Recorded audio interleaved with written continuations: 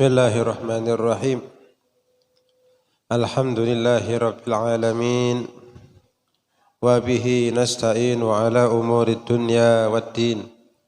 Allahumma ya rabba sayyidina Muhammad wa alih sayyidina Muhammad. Salli ala sayyidina Muhammad wa ala ali sayyidina Muhammadin wa sahbihi wa sallim adada ilmik wa adhib husna qalbih في الدنيا والآخرة وفرج كروب أمته وحول أحوالهم إلى أحسن الأحوال يا رحمن رب اشرح لي صدري ويسر لي أمري واحلل عقدة من لساني يفقه قولي آمين يا رب العالمين.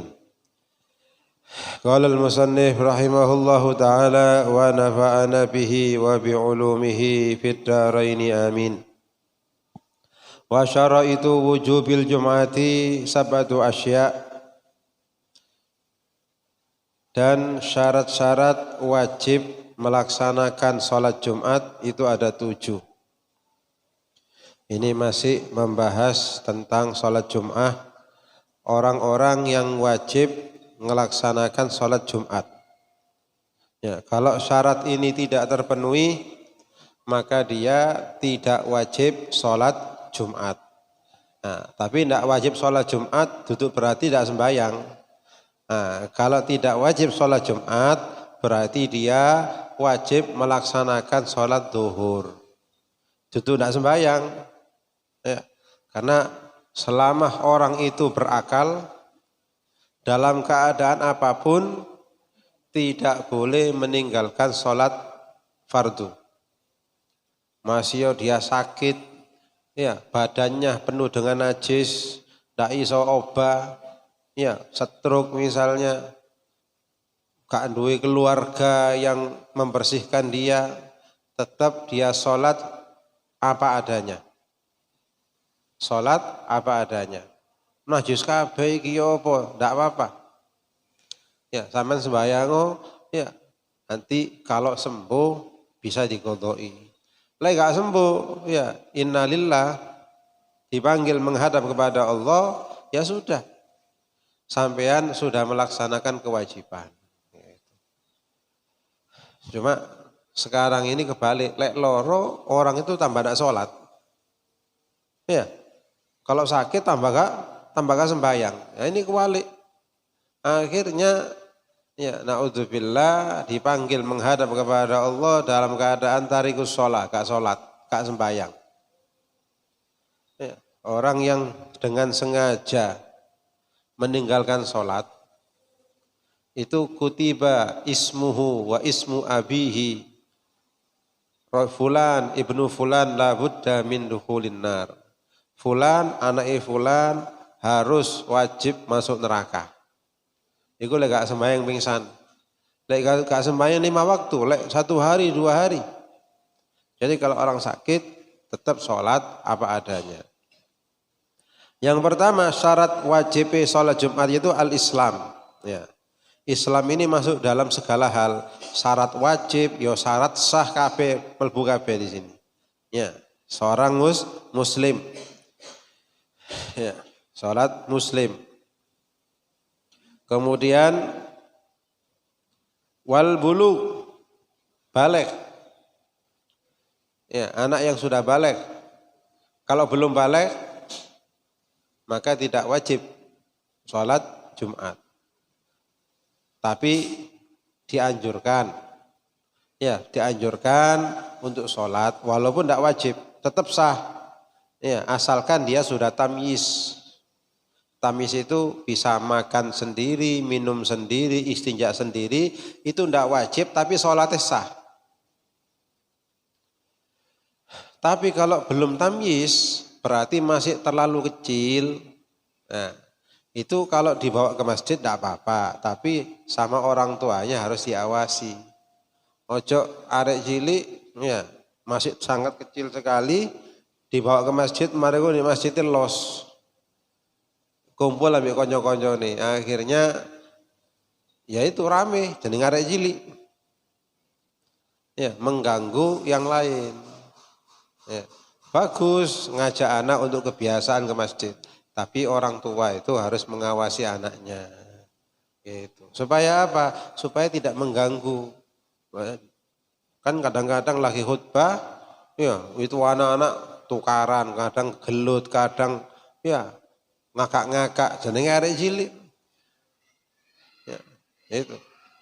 Jadi bagus mengajari anak ya ke masjid, ke musola ya, tapi harus diawasi. Nah, kalau sudah balik baru dia wajib Jumatan. Kemudian wal hurriyah wal aglu ya, wal aglu berakal. Berakal.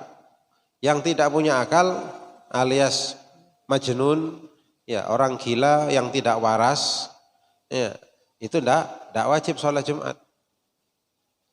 Bahkan orang gila itu sama seperti anak kecil yang belum balik, gak duwe dosa. Apapun yang dilakukan itu tidak berdosa dia.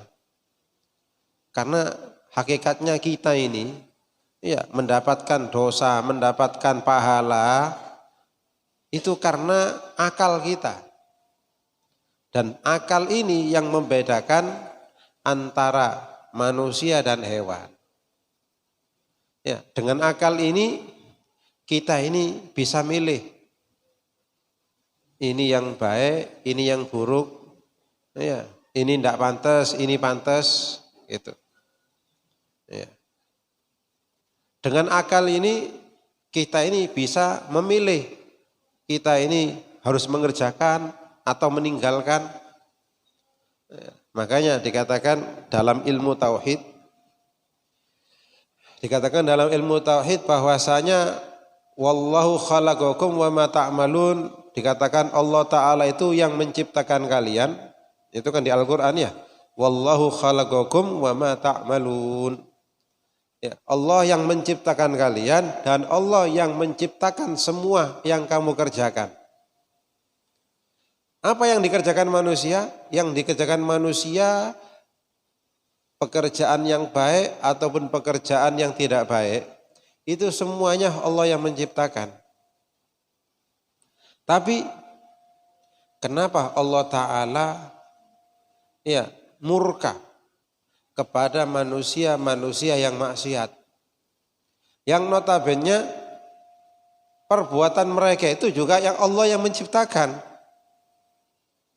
Paham ya? Ibaratnya sampean menyuruh anak naik pohon. Ini anak naik pohon bahaya. Tapi sampean menyuruh. Nak, munggah nang tanduran. Pene ono iku. Begitu naik di atas, sampean ngamuk, marah sampean. Kamu itu kok berani naik pohon? Nanti kamu jatuh ini. Loh kan anaknya bingung. Ini tadi saya disuruh naik, sekarang saya dimarahi. Ada beberapa golongan istilahnya protes. Kenapa Allah Ta'ala itu mentakdirkan saya menjadi orang yang maksiat, menjadi orang yang durhaka, saya tidak sholat, saya begini, saya begitu, tapi Allah Ta'ala juga menghukum saya. Jawabannya adalah, ya manusia itu memang Allah Ta'ala itu pertama menciptakan surga neraka. Surga bagi hamba yang taat, neraka bagi mereka yang maksiat. Kemudian Allah Ta'ala menciptakan perbuatan taat, menciptakan perbuatan maksiat, itu sebagai ujian. Ya, ujian untuk menguji keimanan hamba-hambanya. Kemudian Allah Ta'ala memberikan kepada hambanya akal pikiran. Dengan akal pikiran itu dia bisa milih. Contohnya, ini seperti saya ini nemu, ini di depan saya ini ada kacamata. Nah, kacamata ini punya orang. Oh, ini mahal ya kacamata ini. Ya, ini siapa yang punya? Kita tidak tahu, ini sepi ini. Atau sampean ini mari ngono HP Pak, orang salat ketinggalan, ini HP ini sopo? Pasti sampean timbul iki JP apa enggak iki? Diambil apa tidak? Ini bukan hak saya, tidak boleh diambil. Tapi sampean ada enggak yang memaksa sampean? Saya enggak mau ngambil, ini punya orang. Tapi tangannya sampean maksa mengambil. Gini tangannya sampean. Tidak gitu kan? Sampean mengambil barang ini kan atas kehendak sampean. Ada pilihan. Saya nak ngambil bisa, mengambil bisa. Pilih yang mana sampean? Disitulah letak ujiannya. Sampean mau bekerja, ya, mau cari yang rezekinya halal apa yang haram. Ini kalau saya ambil ini, ya, mau korupsi, gak ada yang tahu ini. Ya, saya ambil 1 juta, nak ketok, wong ini dananya miliaran, ratusan miliar, 1 juta nak kroso ini, misalnya gitu. Oh, enggak, ini bukan hak saya. Apakah tangan sampean maksa? Begini tangan sampean, enggak mau dipaksa tangan. Kan enggak gitu kan? Nah, disitulah Allah Ta'ala menghukum hambanya. Sampean dihukum itu karena pilihan sampean sendiri. Tidak ada paksaan. Sampean sudah dibekali akal oleh Allah. Makanya ketika orang itu tidak punya akal, gak ada dosa bagi dia. Termasuk hukum negara pun tidak ada hukumannya, Pak. Orang gila, ya mencuri, orang gila membunuh orang gak ada hukumannya. Sama seperti hewan. Kenapa? Tidak punya akal. Termasuk dalam bab ibadah. Ini ibadah kewajiban. Kalau dia tidak punya akal, ya. Kalau dia tidak punya akal, tidak wajib. Kalau misalnya ada orang, dia itu tidak berakal, mulai kecil sampai dewasa, sampai meninggal dunia, dia tidak punya akal, dia gila, Pak. Surga dia. Podo karo arek cilik sing gak didosa mati. Kita melihat orang gila kasihan, Pak, ya. Seakan, Pak. Ya, mangan di sampah, ya, pakaiannya kotor dan lain sebagainya, kita merasa kasihan. Cuma nanti di hari kiamat sampean akan berangan-angan, ya Allah, kenapa saya tidak gila seperti dia? Ternyata orang-orang gila itu nanti di hari kiamat mereka semuanya di surga. Kenapa? Tidak punya dosa. Sama seperti anak kecil belum balik meninggal dunia. Itu. Ya kita ini yang berat, yang punya akal ini. Ya kita ini yang berat ujian. Jadi syarat yang ketiga daripada syarat wajib melaksanakan Jumat, yaitu apa? Yaitu al-aqlu, berakal.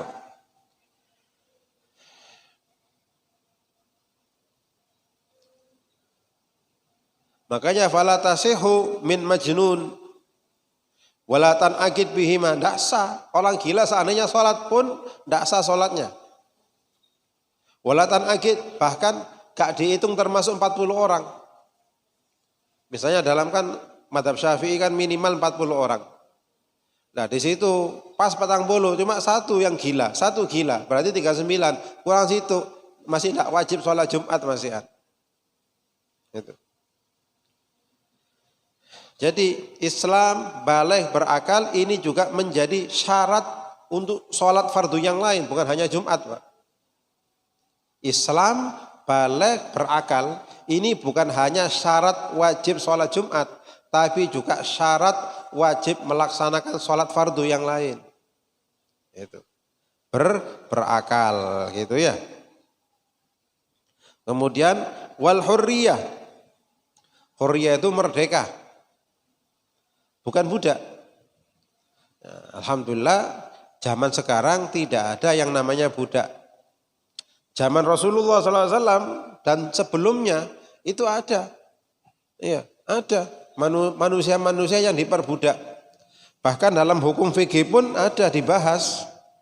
Ya, budak dalam Islam itu adalah mereka orang-orang kafir yang ditahan atau yang menjadi tawanan dalam peperangan.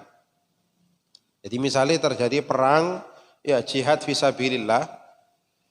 Kemudian orang-orang kafir itu kalah misalnya. Nah, maka yang ditawan, tawanan perang, perempuan, anak-anak itu otomatis mereka akan jadi budak. Adapun laki-laki dewasa yang kuat, yang laki-laki dewasa yang ikut perang, itu ada 4 pilihan. bisa eksekusi langsung, dibunuh di tempat, boleh. Bisa ditahan saja sebagai tawanan perang, nanti bisa ijol-ijolan tahanan, bisa. Atau dijadikan tebusan, ayo lek kepingin bebas, iki tebusan sama ini, bisa. Atau dijadikan budak. Atau dijadikan budak. Gitu.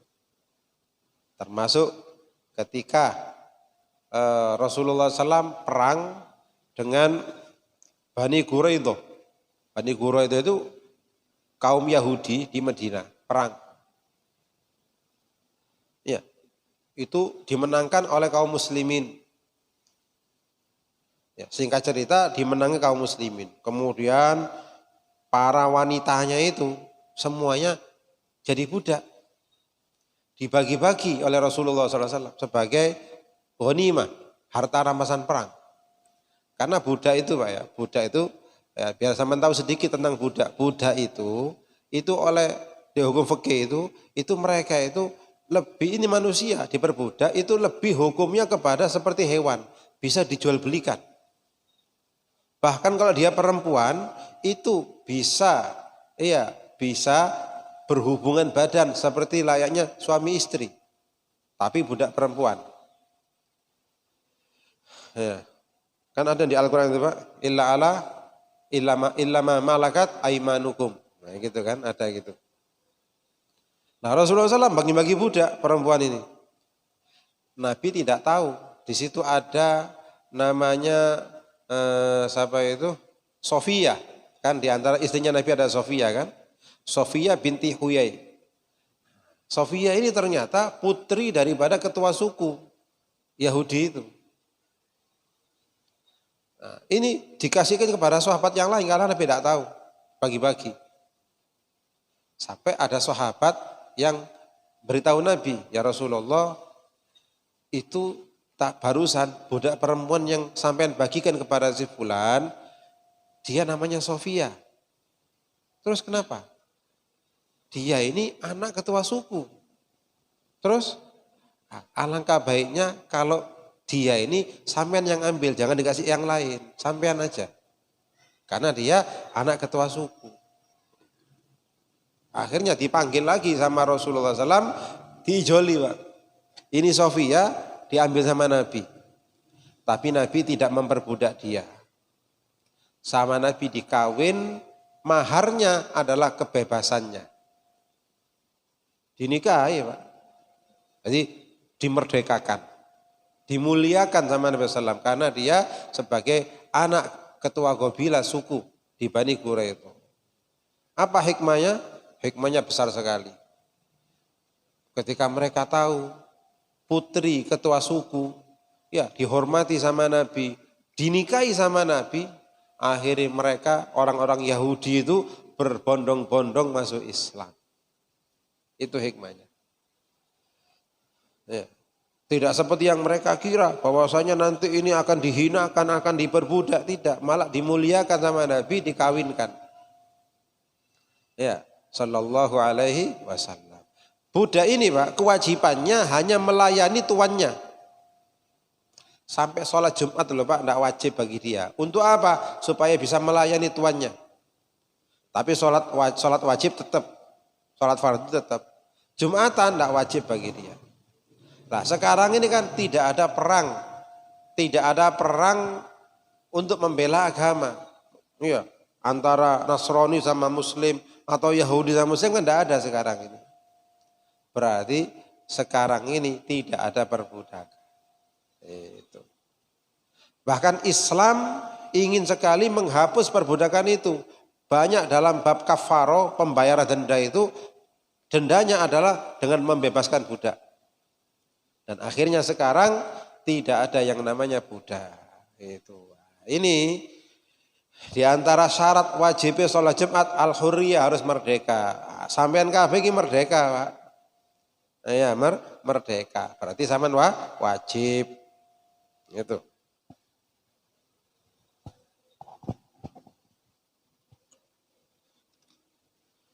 Wadzukuriyah. Dan juga syarat berikutnya, syarat yang kelima, yaitu zukuriyah. Syarat yang keempat ya, Oh, yang kelima dzukuriyah, laki-laki. Ya, wajib sholat Jumat itu bagi laki-laki.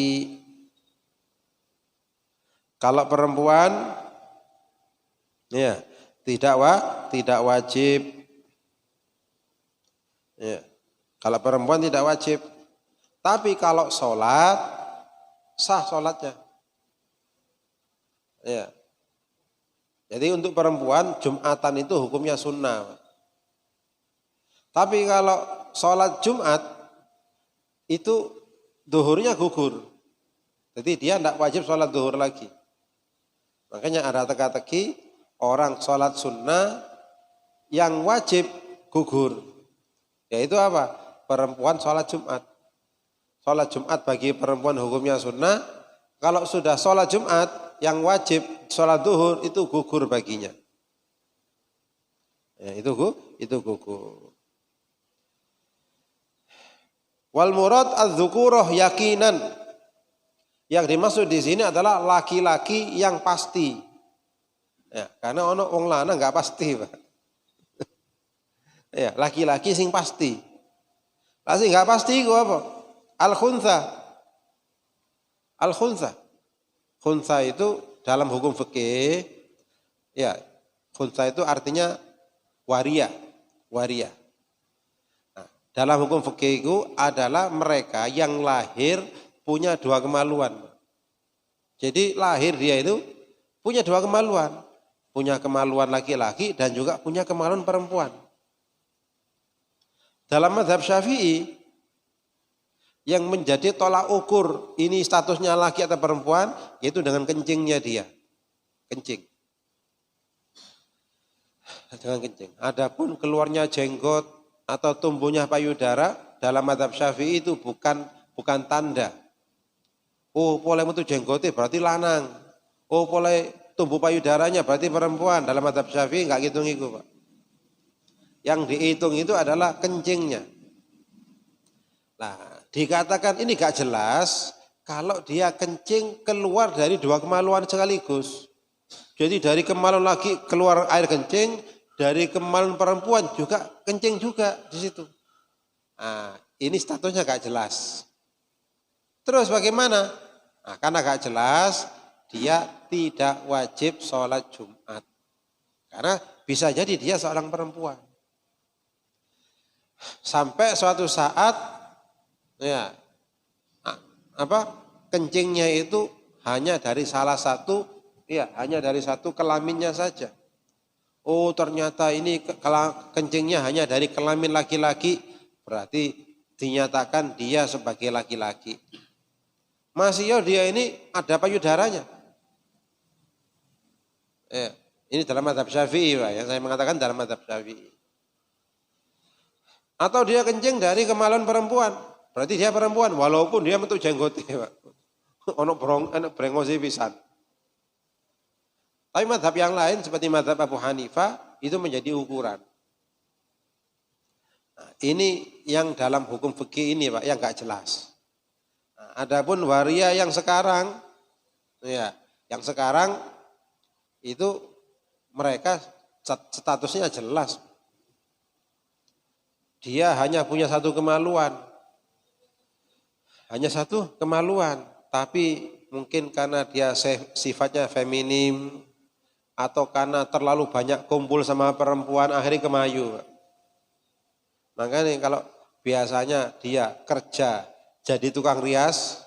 Nah, pasti dia gemulai. Sudah kenapa? Karena setiap hari dia kumpul sama perempuan dan dia akan menirukan suara perempuan itu. Karena kumpulnya sama perempuan.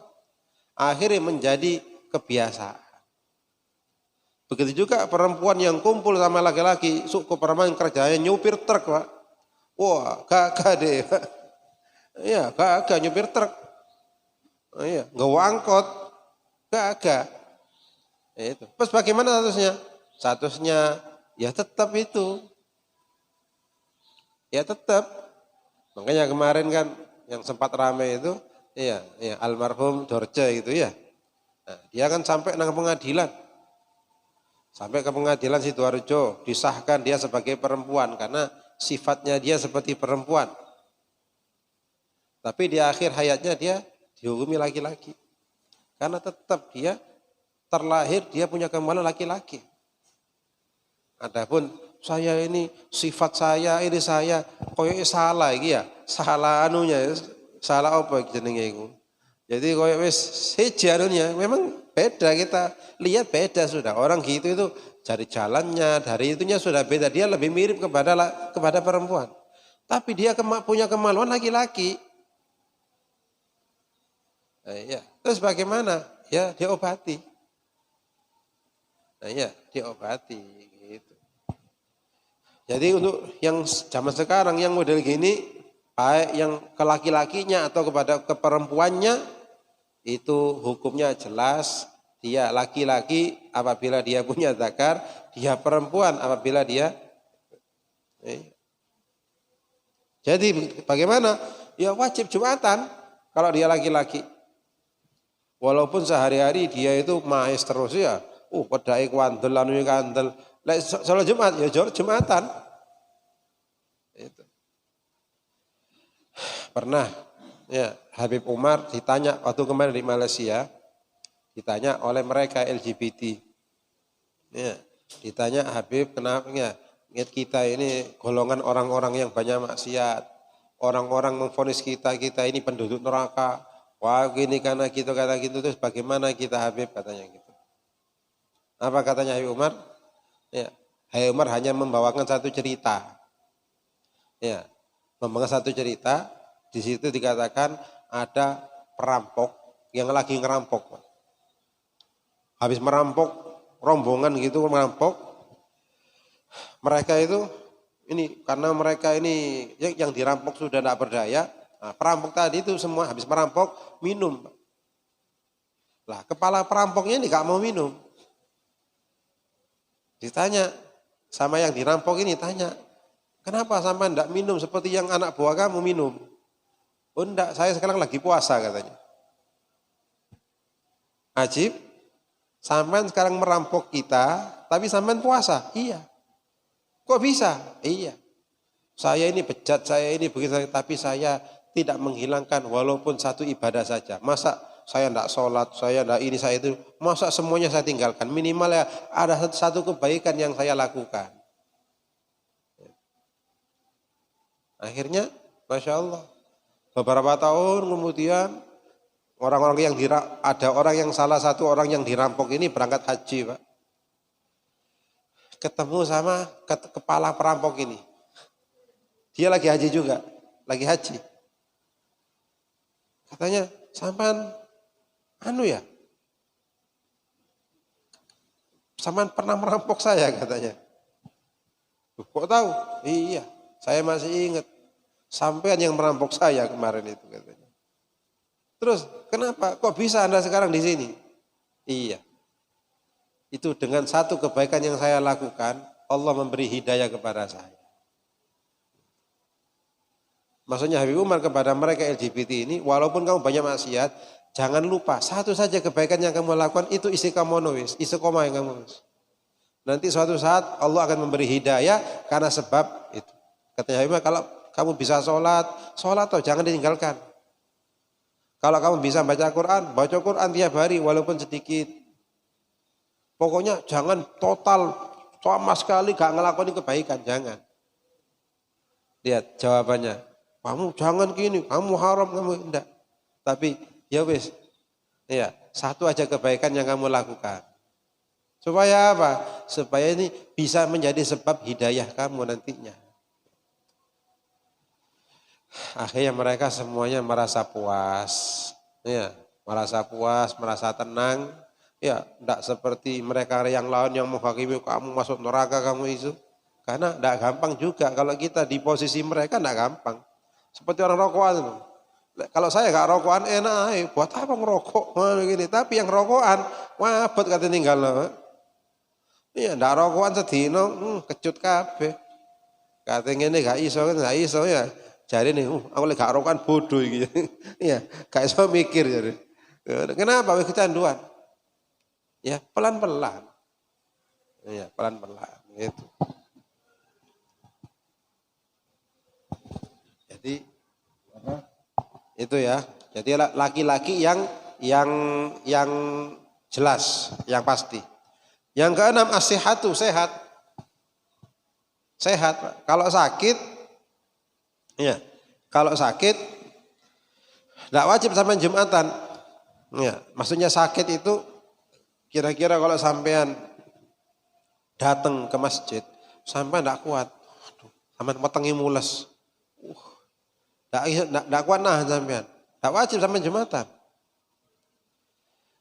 Sampean sakit gigi, sudah kuat, tidak apa-apa sampai tidak Jumatan, tapi tetap sholat duhur Pak di omah Pak.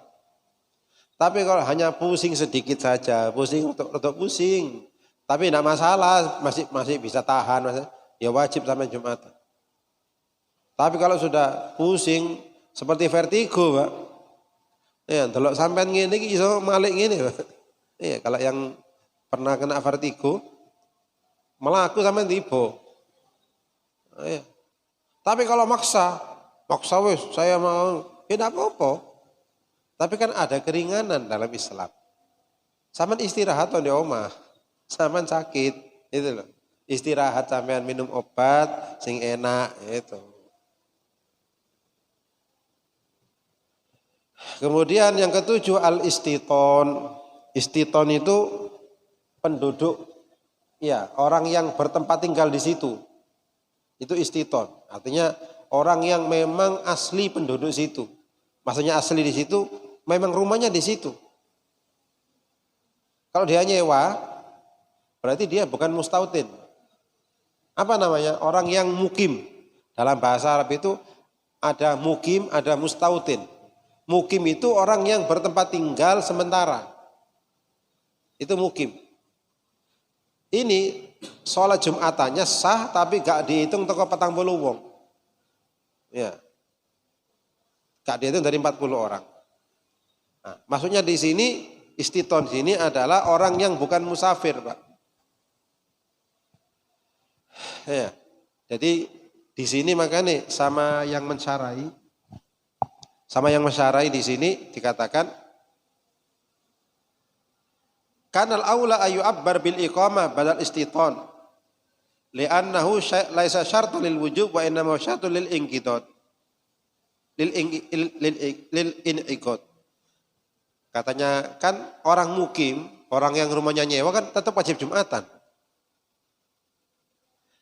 Nah, makanya di sini dikatakan lebih utama mestine pengarang kitab ini jangan mengatakan istiton, orang yang asli tinggal di situ, jangan. Karena walaupun dia orang yang tinggal sementara tetap wajib Jumatan. Ya. Maksudnya di sini adalah sih enggak wajib Jumatan itu adalah orang yang musafir. Orang yang lagi dalam perjalanan. Tapi dengan syarat, Pak. Sampai keluar dari kota sebelum fajar. Lek sampean berangkat jam 8 isu, Pak. Wajib sampai Jumatan di jalan. Kenapa? Karena sampai keluarnya setelah fajar matahari terbit. Itu. Tapi kalau sampai dari rumah sudah keluar, ya seperti orang ke Jakarta naik bis itu ya, kan bisnya paling malam kan jam 2 malam ya. Jam 2 malam, sampai Jakarta biasanya jam 4 sore. Gak wajib Jumatan. Kenapa? Karena dia keluar dari kotanya sebelum fajar. Nah, kalau orang yang dikatakan di sini mustautin, orang yang asli tinggal di situ, ini katanya yang mensyarai, yang ngasih keterangan kurang tepat. Jadi dalam Jumatan itu, Pak, ya, ada istilah mukim. Mukim itu orang yang tinggal sementara, seperti orang nyewa rumah. Walaupun dia nyewa 10 tahun, tapi tetap dia kan mau pindah. Mau pindah. Ya. Atau dia kadang-kadang beli rumah, Pak. Beli rumah. Tapi dia tetap, ya, dia maunya pindah, Kak, di situ. Karena dia di sini ada dinas. Ada ikatan dinas di sini, daripada sewa rumah lebih baik saya beli aja, nanti kan dijual lebih mahal lagi. Kan ada orang gitu, sewa 1 tahunnya 8 juta 10 juta. Ya daripada per tahun gitu lebih baik kan saya beli rumah aja. Nanti kalau kan tidak rugi saya beli. Tapi dia ini ada niatan tetap mau pindah balik ke kota asalnya. Ini dia tinggal di sini hanya karena dinas di sini. Dia tentara atau dia PNS atau apa. Dihitung apa dia? Dihitung mukim. Lah mukim ini wajib Jumatan tapi gak dihitung termasuk 40 orang. Gak dihitung 40 orang.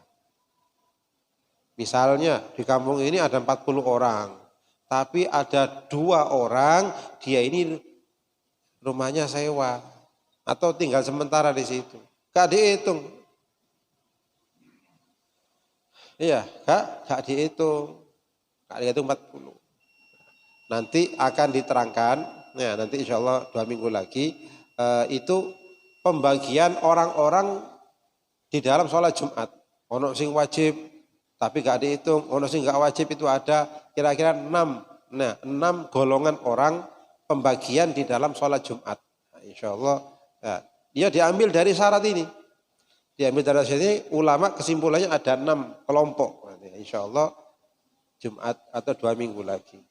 Mungkin ada pertanyaan tentang Jumat?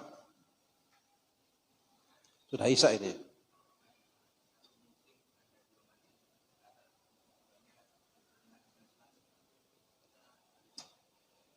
Iya, jadi dalam satu desa ada 2 Jumat. Sedangkan satu masjid itu masih cukup. Masih cukup. Nah, itu tidak boleh buat Jumatan tandingan. Atau Jumatan lain tidak boleh. Jadi harus satu masjid. Dengan syarat masjidnya itu cukup. Lek gak cukup, ya, lek gak cukup baru boleh bikin masjid lagi. Tapi dalam satu desa.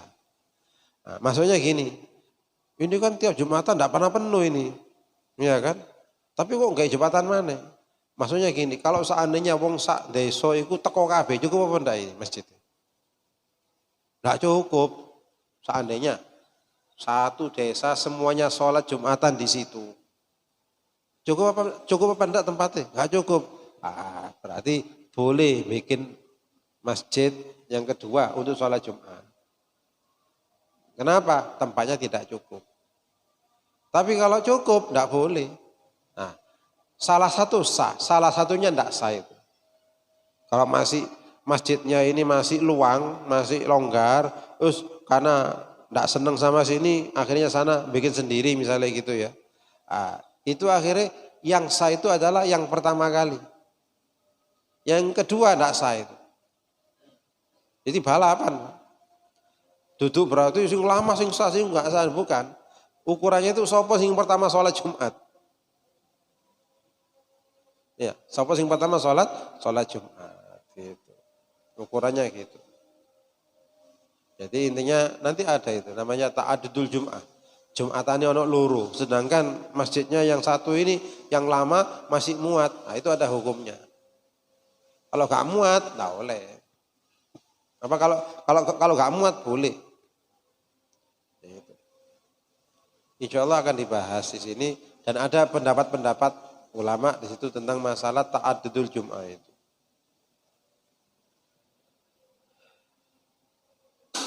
Sampun ya. Ya Rabbana antarafna bi annana katarafna